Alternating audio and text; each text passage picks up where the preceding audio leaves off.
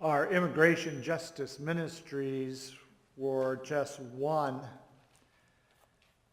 of being and doing cutting-edge stuff, which is our brand, which distinguishes us from most other congregations. We have the traditional ministries like other traditional congregations: worship, pastoral care, fellowship, so forth. But we have room in our self-understanding for a cutting-edge ministry, or as I like to call it, a wedge blade ministry. Organizing ourselves around the unique challenges of wedge blade ministries and maintaining the traditional ministries at the same time is a unique challenge. It demands from us a depth of community, a depth of interaction and engagement, relationship, and spiritual maturity that enriches everyone who decides to be a part of Shadow Rock United Church of Christ. It is true. People are hungry for belonging. It is true that people are hungry for community. But when belonging and community are linked with vision and purpose, then the experiences of belonging and community give profound meaning to people's lives. That's what we offer. And this was the purpose for engaging in immigration justice ministries. The purpose was not to indulge in another senior minister's pet project. It was senior minister venturing into a wedge blade ministry in hope that such a ministry would be embraced by the entire congregation, and such engagement would strengthen our bonds to each other, nurture our spiritual gifts, clarify our calling, and connect us to our neighbor. Such modeling by leadership can sometimes feel like herding cats. We must accept that everybody and every ministry has its story of birth and rebirth. And our immigration justice ministries are no exception. And this is the right time of year for it. Central to the Christmas story is the birth of a child. Historically, we tend to put a nice, warm, fuzzy shine on the story and all the pictures. Mary looks calm and serene. Her clothes are nice and neat. Her hair is in place. She doesn't have that exhausted, tearful, joy-filled look that I saw on Peg's face and a few other mothers in my ministry. And Joseph looks non-anxious. Holding his staff, he looks in control. He doesn't look like a real father at all, let alone a new father. A man speaks frantically on the phone. My wife is pregnant and her contractions are only 2 minutes apart. Is this her first child? The doctor inquires. No, you idiot, this is her husband.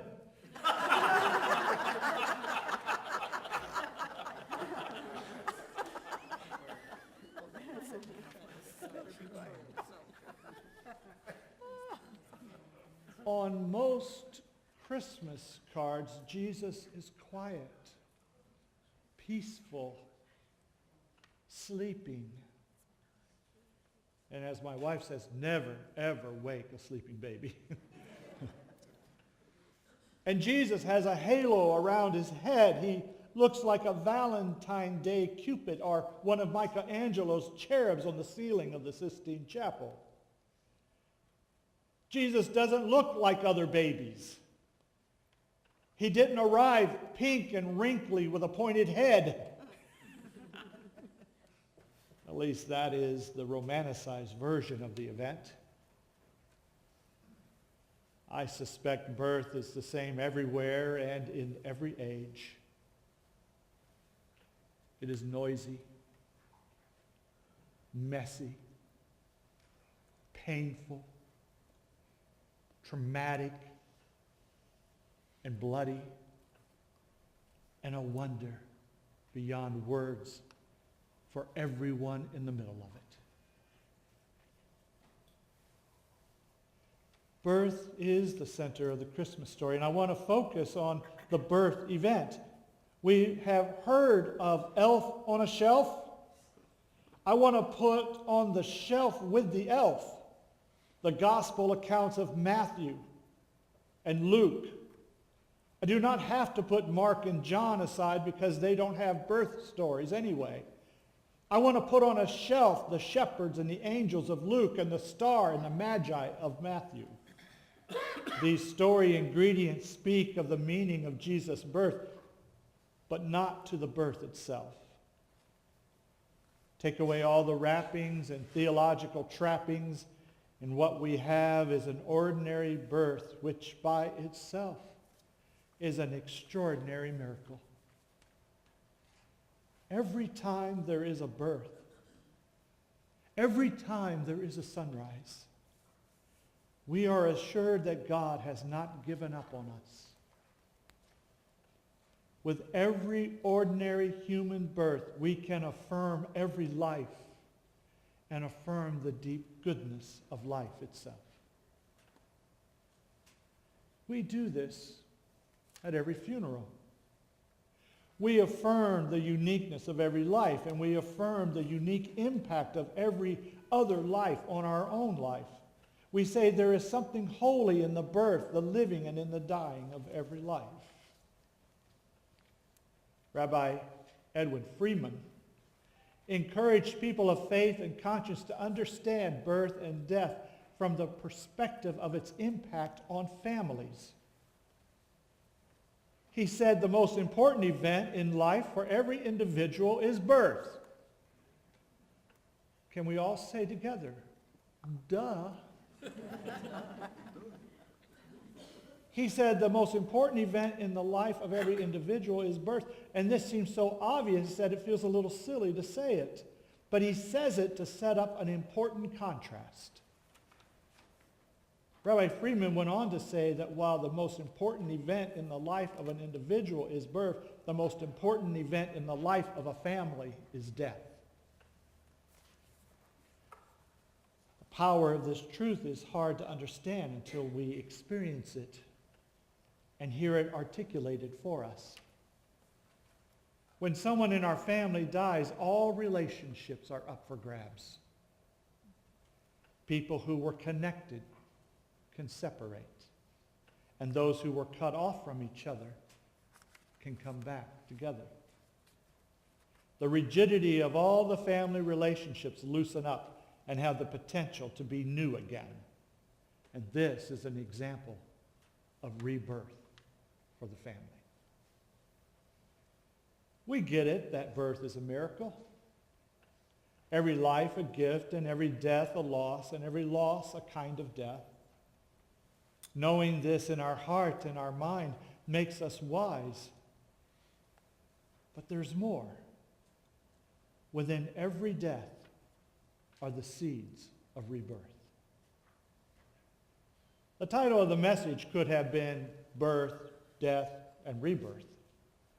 In fact, Karen made a comment indicating that the missing link of death was conspicuous and perhaps indicative of our middle-class privileged place to deny death. Am I putting words in your mouth? A little bit? Not mine. Okay. It helps the sermon to do that. It's just, okay. I usually do it with Peg. So I mention it now to give death its due. However, I want to be careful. I do not see birth, life, death, and rebirth as opposing forces or a duel between dualities. I see them as the same up and down continuous wave of life. They are related in the same way that when we were 5 years old and 10 years later we were 15 years old, we were the same person and not the same person at the same time. And so it is with birth and rebirth, with death in between. There is that saying about the different stages of our relationship with Santa Claus. We go from believing to being to finally in our later years to looking like Santa Claus. We are always the same person, just being reborn into different self-understandings. This happens to us as individuals, as families, as a church family, as a nation, and most profoundly, as a species. When we look deeper into the Christmas story, we see that it is more than a birth story. The wisdom of the first believers saw it as a story of birth and death and rebirth. In a piece of the letter to the church people in Philippi, one of the earliest choir anthems is quoted. Let each of you look not to your own interests, but to the interests of others. Let the same mind be in you that was in Christ Jesus. And here's the mindset that he's talking about, that the choir was talking about. Who, though he was in the form of God, did not regard equality with God as something to be exploited, but instead emptied himself, taking the form of a slave, being born in human likeness. And being found in human form, he humbled himself and became obedient. That is, listened to the way life is, so he could not act otherwise than the way of love. Act obedient to the point of death, even death on a cross. Hear the transformation of birth, loss, death, and rebirth in the actions of God for the sake of love. Birth and rebirth is at the center of our covenant. We are always in the flux of birth and rebirth as we perceive and respond to God's newest thrust in the midst of history. Birth and rebirth, remember, it's messy, it's painful, it's bloody, traumatic, exhausting, and wonderful beyond words. Birth is hard work. Rebirth is hard labor. And death in between is hard as well. But it is where the seeds of rebirth are planted. This is where we are with our immigration justice ministries. Our congregation gave birth to some great things. We gave birth to hope for Marco, Misiel, Ishmael, Jose, Jesus, Sixto, and Ibet, and all their families. We gave birth to years of family togetherness that the government would have otherwise denied them.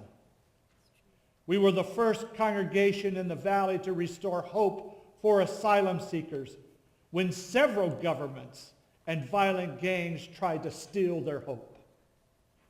We gave rebirth to their hope. We gave rebirth that America is a great nation, and our greatness lies in our strength to share our blessings and to be kind and to be hospitable. The changing landscape of immigration internally for us at Shadow Rock and the changing landscape of immigration in society demands that some things change and die. Some grieve, and some will be glad, regardless. In the change and death of our current immigration ministries are the seeds for the rebirth of new wedge blade ministries. We've learned a great deal these last 4.5 years. It is exciting to think that God is always doing a new thing. The Lamb that sits upon the throne at the end of time, behold, make all things new. And if you're crying, the Lamb wipes away every tear. And if you're hurt, take the leaves of healing from the river of life and heal you. We've learned a great deal. And this is one of the truths of Christmas, is that God is always doing a new thing, and we get to be a part of it. The birth of Jesus is one of God's thrusts in the midst of history for those who are sensitive and perceptive enough to see it. However, what is most exciting for me is watching you pray, watching you study, watching you discern God's newest thrust in history for today, and watching you faithfully be the sensitive and responsive part of human society.